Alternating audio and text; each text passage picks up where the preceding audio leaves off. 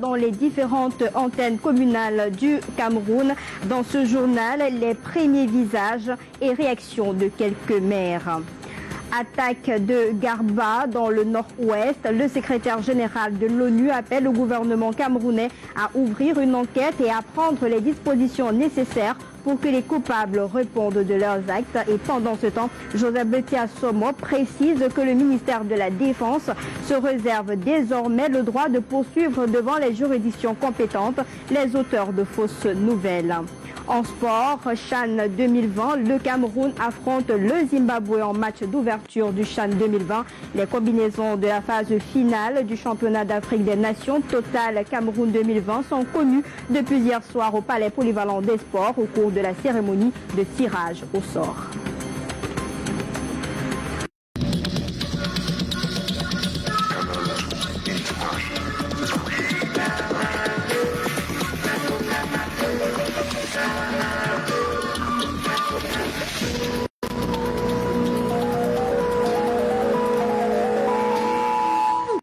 Merci de nous retrouver sur Canal 2 International. L'actualité est dominée par cette session de plein droit dans les différentes antennes communales. On prend cette transition et on se reparle après.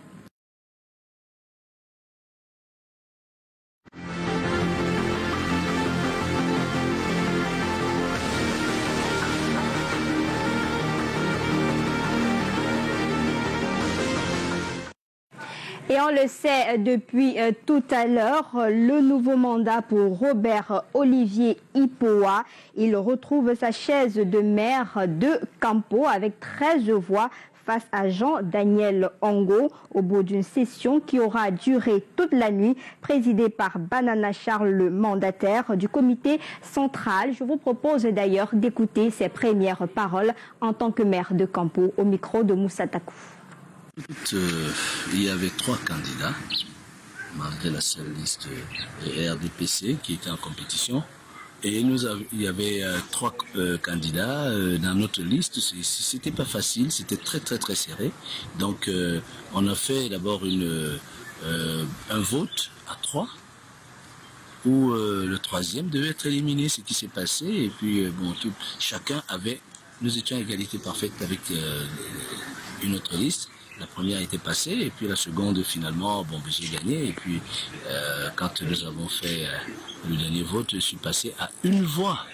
C'est une seule voix qui a fait la différence. Donc c'était vraiment serré. Et c'est pour ça que je dis, voyez-vous, ce sont des compétitions parfois très contraignantes avec, je veux dire, beaucoup de contre-nature.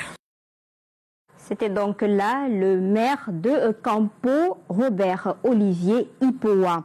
Et le nouveau maire de la commune d'arrondissement de Babadjou est également connu. Elle s'appelle Gisèle Tsagué, fonctionnaire des eaux et forêts à la retraite. Elle a été élue ce matin avec 16 voix contre 9 bulletins nuls. Tous les 25 conseillers municipaux élus le 9 février dernier ont pris part à ce vote en présence des mandataires du comité central du RDPC. Les 2 adjoints de Madame le maire sont Paul Nolabo et Jules Mengo. On reviendra sur cette actualité. C'est donc le nouveau visage du maire de Babadjou. C'est une dame. Et puis dans la région de l'extrême nord, Abdourahmane Oumarou du RDPC est le nouveau maire de Gachiga. Il est donc reconduit à son poste. Et à Garoua Premier, Ali Garga est le nouveau maire, tandis qu'à Sheba, l'ancien maire Amadou Aïwa rempile pour un 2e mandat. Et donc, l'heure est à la session de plein droit dans les nombreuses communes et à Ebebda. Le vote se tient en ce moment même, un événement précédé par les plaintes des populations et de certains conseillers qui dénoncent le diktat quant au choix du nouveau maire. Aimé Catherine Moukouri et Moïse Djebé. La session de plein droit s'annonce houleuse à Ebebda.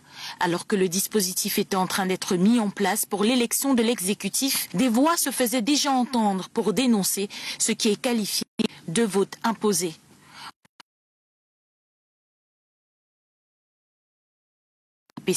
Au détriment des réalités de la commune. Certaines élites s'y mêlent avec leur grand pouvoir qu'ils ont à Yaoundé, au comité central de RDPC.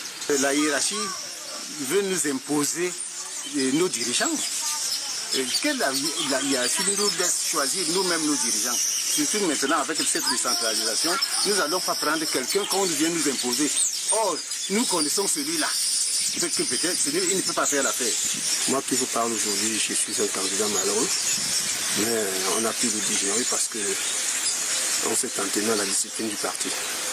Mais là où le bas blesse aujourd'hui, c'est que ces populations qui ont été déçues par la prestation de notre aîné qui avait été désigné par le comité central pour venir présider à cette sélection, que ce monsieur qu'on ait une fois de plus à Moya et Bebda. Et c'est ça qui crée toute la grogne qu'il y a aujourd'hui. Les élites et chefs traditionnels ont dû intervenir pour calmer le jeu. Pour les populations de l'arrondissement, il est difficile d'accepter comme exécutif des hommes peu connus dans la localité. Et d'ici la fin de la journée, on saura finalement qui est le nouveau maire d'Ebebda. Et on nous annonce à l'instant, René Kamdoum est le nouveau maire de la commune de Bamendjou. Il rempile cette session de plein droit a eu lieu. Donc il y a quelques instants seulement en présence du préfet du département des Hauts-Plateaux. Nous y reviendrons. Et puis hier lundi, c'était le dernier jour de dépôt des recours pour les réclamations relatives à ces municipales 2020 au Cameroun. Les partis avec 5 jours pour présenter au tribunal administratif les dossiers en annulation des décisions des différentes commissions communales. Le moins que l'on puisse dire, c'est que c'est pas du tout la grande affluence. Yvonne Katinken. Pas d'affluence ce lundi au tribunal administratif du littoral. Le personnel judiciaire attend sereinement les derniers dossiers de recours des partis qui contestent le résultat du scrutin du 9 février 2020. Ici, le week-end a été long. Les bureaux sont restés ouverts pour accueillir les réclamations des partis qui avaient 5 jours selon la loi. Les délais et la forme sont très importants. Parce que avant d'aller au fond, le juge qui examine une affaire regarde si vous avez respecté les délais et la forme. Et précisément, en ce contentieux des municipales, les partis ont 5 jours pour saisir le tribunal administratif dès la publication des résultats. Les résultats publiés sont contestés dans certaines localités. Le tribunal administratif du littoral a déjà reçu 19 réclamations. Ces recours émanent de 7 partis politiques, en l'occurrence le RDPC, le SIF, le MDP, le PCRN, le PURS, le MP et le MANIDEM. Quelques communes concernées, en l'occurrence la commune de Massok, Sondolo, la commune de Loum, Mombo, Douala 2e, Konsamba 3e, Ngoui, Nkonjo, Konsamba 1er, Ngambé, Dibombari, Yingi, Douala 1er et Pouma. En attendant l'ouverture du contentieux post-électoral, le climat est plutôt serein au tribunal administratif. Et on prend d'autres nouvelles après cette transition, puisque c'est terminé pour la page consacrée aux législatives et municipales 2020.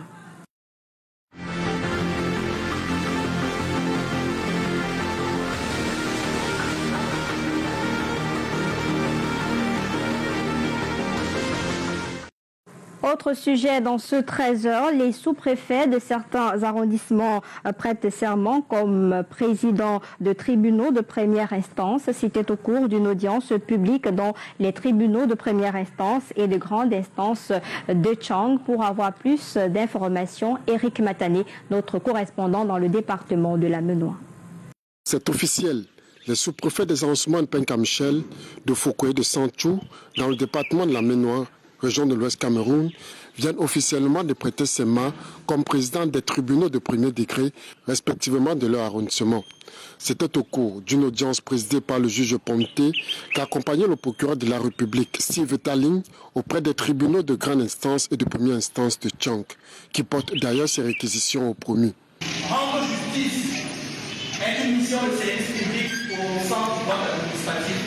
c'est-à-dire une activité destinée à satisfaire les besoins d'intérêt général. Aussi, le législateur a-t-il institué des organes de juridiction pour mettre en œuvre la justice. Leur rôle sera de gérer les problèmes judiciaires de leur localité en toute partialité et sans état d'âme, rendre fidèlement compte par des rapports et faire recours si nécessaire. Ainsi, ils pourront exercer leur mission en toute quiétude. Il s'agira pour nous de traiter des questions relatives à l'état des personnes, de l'état civil, aux matières successorales, aux questions également de divorce. Pour les promus, la tâche est immense et espèrent être à la hauteur afin de bien mener à bien leur mission auprès des populations. Sentiment de joie, naturellement, qui m'anime. Beaucoup plus de sérénité et de responsabilité. La tâche maintenant qui nous incombe relève de notre challenge. Elle est immense, elle n'est pas insurmontable. Cette audience de prestation de serment a duré un peu plus de 60 minutes sur le regard admiratif des membres de la famille et amis. Et on reparle dans cette édition des attaques de Garbou dans la région du Nord-Ouest. Le secrétaire général de l'Organisation des Nations Unies se dit préoccupé par des informations selon lesquelles des civils, parmi lesquels les enfants, auraient été tués lors d'une attaque dans le village de Garbou et appelle le gouvernement du Cameroun à ouvrir une enquête et à prendre les dispositions nécessaires pour que les coupables répondent de leurs actes. Antonio Guterres appelle les parties armées à s'abstenir de toute attaque contre les civils et à respecter le droit humanitaire international et les droits de l'homme. L'ONU se dit prête à travailler avec toutes les parties au Cameroun pour un retour normal à la paix dans les régions en crise.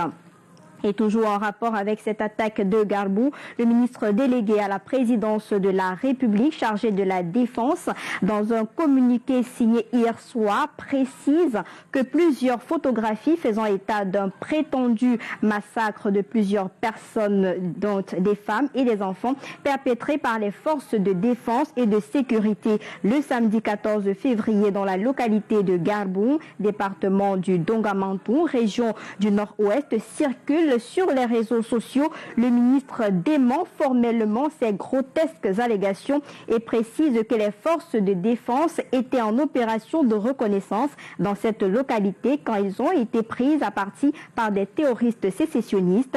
La riposte s'est soldée par la neutralisation de ces terroristes et bandits et au cours des accrochages, un incendie s'est déclaré dans la fortification des terroristes installés dans la même habitation, provoquant des explosions avant de se propager aux habitations voisines. Cet incendie aurait fait 5 victimes, dont une femme et 4 enfants. Bien loin du prétendu massacre relayé sur les réseaux sociaux, une enquête approfondie a été ouverte selon le ministre chargé de la Défense, Joseph Beti Assomo. Nous y reviendrons certainement dans nos prochaines éditions. Un quartier échappe à un incendie à Nanga et Boko. Il s'agit du quartier Asowa à Biningan. Le feu a débuté à consumer en domicile. Il a fallu l'intervention des voisins pour éviter le pire. Mireille Flore, Defofotso, Roméo Tignan. La fumée qui s'échappe de cette habitation du quartier Asso à Biniga, à Nanga et Boko, dans le département de la Haute-Sanaga. Le feu a débuté à la consumée. Elle a failli être totalement brûlée. Nulle n'était l'intervention des voisins. Pour aller au centre. Quand j'arrive, je vois la fumée en train de sortir au-dessus du toit. Maintenant, je cours, je me dirige vers l'incendie. J'arrive, je vois la fumée en train de sortir grave, très, très mal par la fenêtre. C'est pour ça qu'on a commencé à crier. C'est tout le monde qui ancre à l'intérieur. Sur cet incendie, il semblerait que c'était une masse électrique. Oui, d'après ce que les gens disent, que c'était une masse électrique vraiment qui aurait causé cet incendie. Et on a vraiment combattu, comme vous voyez là maintenant, que ça s'est éteint. Le feu était vraiment énorme. C'était très grave. Je ne sais pas comment parler de ça. Un incendie causé par un court-circuit. Voisines qui étaient là et qui ont vu comment la fumée commençait à monter et surtout que les gens n'étaient pas dedans. Ils ont commencé à voir la fumée et il n'y avait pas des personnes qui étaient là à côté juste pour intervenir. Ce n'était que des femmes. Il fallait donc crier pour que tout le quartier et les passants viennent au secours pour que nous puissions mettre fin à cette flamme qui a embrasé même beaucoup de choses dans une chambre, tout le lit et tout ce qui était. Les propriétaires du domicile dans lequel le feu est parti n'étaient pas présents. Pas de perte en vies humaines, mais quelques dégâts matériels.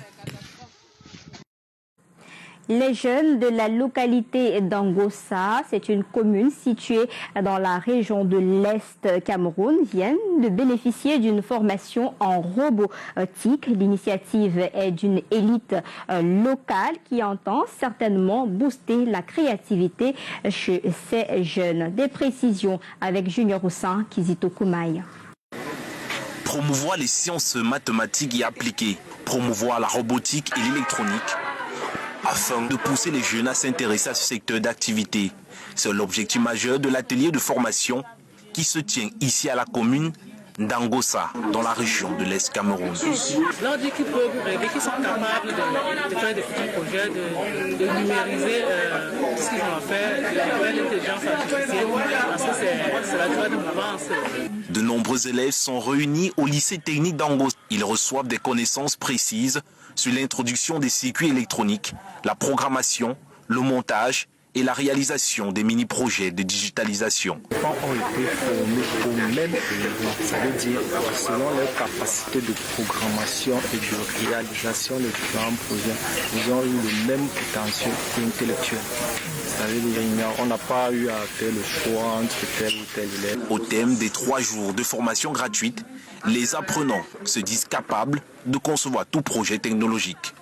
Mon projet était basé sur la réalisation d'un drone parce que nous constatons que ici dans notre localité d'Angossas, les planteurs sèment n'importe comment et puis à la fin on n'a pas un bon rendement. Mon projet était basé sur une centrale hydroélectrique.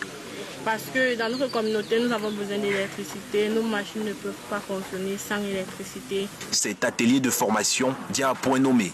Les promoteurs comptaient d'ailleurs renouveler cette initiation pour toucher un maximum de jeunes scolarisés. Et puisqu'on parle de jeunes, voici une belle opportunité pour cette jeunesse dynamique. La France veut attirer 500 étudiants étrangers sur ses terres chaque année. Ceci à travers une opération baptisée Bienvenue en France.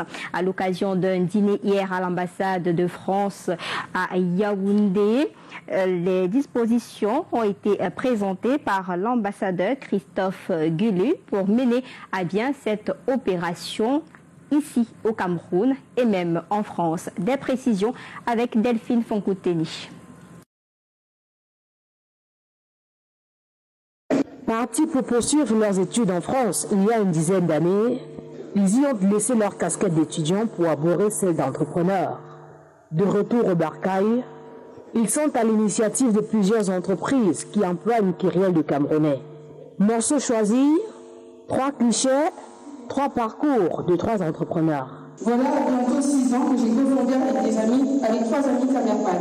Camerpad est une entreprise dans laquelle on produit également et distribue des protections hygiéniques lavables d'une part et qui effectue des sensibilisations sur les bonnes pratiques à la gestion de l'hygiène menstruelle d'autre part. En 2012, j'ai pris la décision de rentrer définitivement m'installer chez moi, au Cameroun.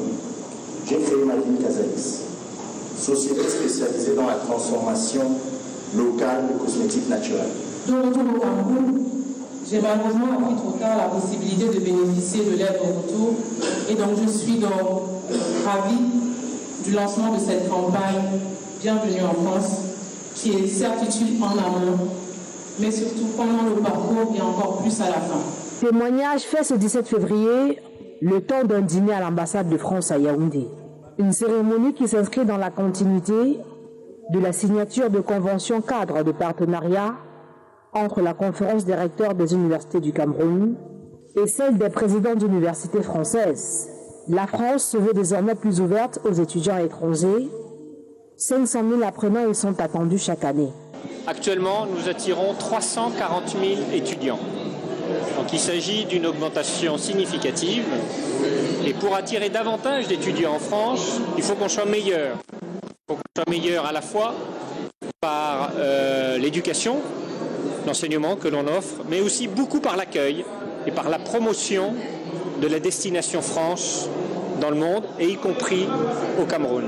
Pour vous donner un ordre de grandeur, aujourd'hui nous avons à peu près 10 000 étudiants camerounais en France, et nous attirons à peu près un peu moins de 2000 étudiants camerounais qui chaque année viennent en France. Des efforts sont faits au quotidien par le pays d'Emmanuel Macron afin que la formation offerte aux étudiants camerounais soit un catalyseur pour leur insertion socio-professionnelle une fois de retour au pays. On va rester toujours à Yaoundé, mais cette fois pour parler sport. Les 16 équipes qualifiées pour le championnat d'Afrique des Nations connaissent depuis hier soir leurs différents adversaires. C'était au cours de la cérémonie de tirage au sort qui a eu lieu au Palais Polyvalent des Sports en présence du Premier ministre chef du gouvernement Joseph Dione Gouté, le président de la CAF, Ahmad, et les légendes du football camerounais. On vous repropose l'élément réalisé à Yaoundé hier soir par nos envoyés spéciaux Marc-Lionel Chouamou et Luciano Diaco. Le tirage au sort vient de s'achever ici au Palais Polyvalent des Sports de Yaoundé. Le Cameroun connaît désormais son adversaire, les Lions Afrique, qui feront face au Zimbabwe pour le match d'ouverture de cette compétition le 4 avril prochain au stade Omnisport de Yaoundé. Ça, c'est vraiment la grosse information. Donc, ce n'est pas le stade de Japoma qui va accueillir le match d'ouverture, mais le stade de Yaoundé. Autre adversaire du Cameroun dans ce groupe A, le Mali et le Burkina Faso. Burkina Faso qui pose pratiquement des problèmes aux Lions Afrique dans les matchs qui vont bien dans les zones d'élimination. À la quête des les autres groupes, on aura un fervent derby du Congo dans le groupe B entre la République démocratique du Congo et le Congo Brazza. On avait pu remarquer lors de cette cérémonie la part belle faite aux légendes du football camerounais comme Stéphane Kato ou encore Sadomo Olemé. 16 équipes au départ pour succéder au Maroc qui n'ont du titre. La compétition débutera donc le 4 avril prochain avec ce match d'ouverture entre le Cameroun et le Zimbabwe. On sera là certainement pour couvrir cet événement. En direct du Palais des Sports de Yaoundé, Marc Chouamou, Luciano Diaco pour Canada International. Et on comprend que vous étiez dans cette ambiance de la cérémonie au Palais Polyvalent des Sports. Et immédiatement après, l'équipe de la CAF s'est rendue très tôt ce matin dans la ville de Douala pour la visite des infrastructures du Chan dans la cité économique. Une délégation de la CAF à bord d'un avion Camerco a atterri ce matin à l'aéroport international de Douala, conduite par Ahmad, le président de la Confédération africaine de football. La délégation scindée en deux groupes visite en ce moment même les stades de Japoma, Bepanda et autres.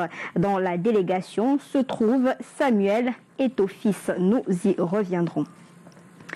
Et toujours ce matin, l'on a assisté à la journée des sports militaires sur l'ensemble du triangle national. Une marche sportive des militaires et gendarmes, tournoi de football et ballon militaire féminin sont au menu de cette journée. À Douala, ce matin, près de 700 éléments ont pris part à la marche sur de 10 km. Je vous propose d'écouter le général de brigade aérienne Eba Bédé Benoît. Il est au micro de Junior Roussin et Marius Kossou. L'objectif est double, d'abord national puis international.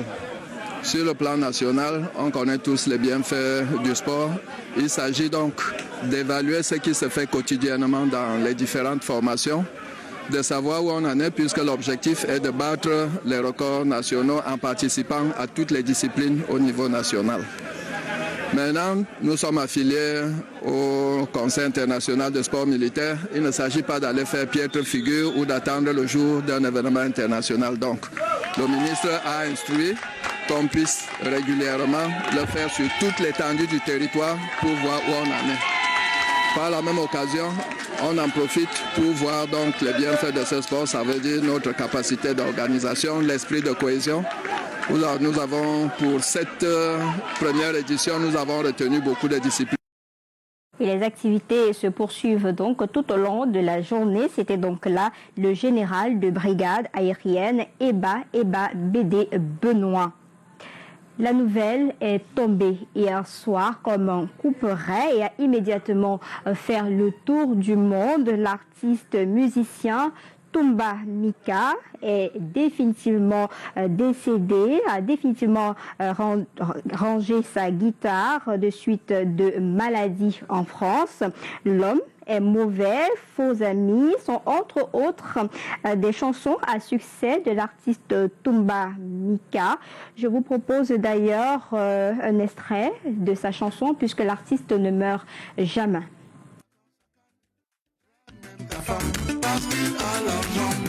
L'argent en fout, l'argent en fout, l'argent fait tout, l'argent fait tout. Tu vois un homme qui est laid, il a une jolie femme, elle lui dit tous les jours chérie je t'aime, et conduit une belle voiture, les gens l'appellent président, parce qu'il a l'argent. L'argent en fout,